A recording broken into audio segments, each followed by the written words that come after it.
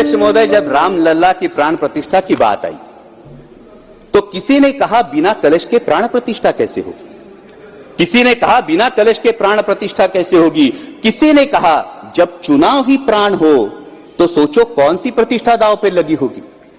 लोग तो कुछ कहेंगे, लोगों का काम है कहना, आप जन की बात मत सुनना, सिर्फ मन की बात करना। फिर भी खुश थे हम, फिर भी खुश थे हम। 500 साल का सपना जो पूरा हो रहा था, हमारे अंदर का हिंदू भी पूरी तरह से जाग गया था। तो चल पड़े अयोध्या की ओर, रामलला की दर्शन की आस लगाए। चल पड़े अयोध्या की ओर, रामलला के दर्शन की आस लगाए। जो सामने नजारा देखा वो देखकर दंग रह गए। वो 3 मंजिलें, 400 खंबे, 32 सीढ़ियां, जय श्री राम का नारा लगाते हुए हम सीढ़ियां चढ़ने लगे। रामलला से क्या गुहार लगाए ये सोचने लगे।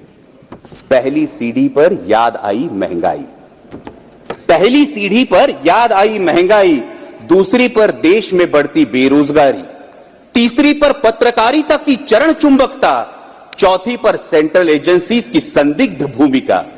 हर सीढ़ी पर कुछ न कुछ याद आ रहा था, हर सीढ़ी पर कुछ न कुछ याद आ रहा था। कहीं 15 लाख का जुमला, कहीं किसानों का आक्रोश था, कहीं महिला कुश्तीगिरों की वेदना थी, कहीं सालाना 2 करोड़ रोजगारों का वादा था, कहीं बढ़ती सांप्रदायिकता थी, तो कहीं चुनिंदा पूंजीपतियों पर मेहरबान हमारी सरकार का चेहरा था।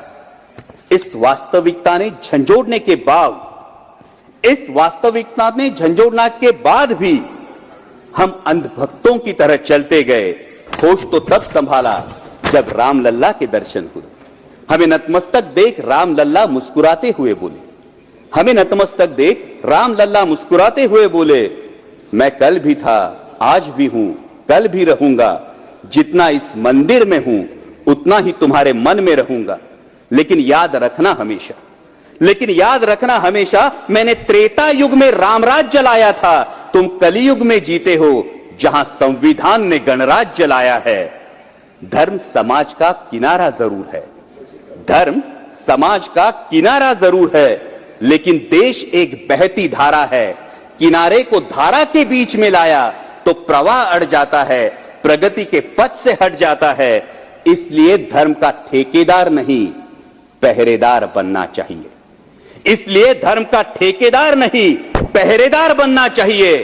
तुम रहो न रहो, वो रहे न रहे, ये देश रहना चाहिए, देश का संविधान रहना चाहिए, देश का लोकतंत्र रहना चाहिए, ये देश रहना चाहिए।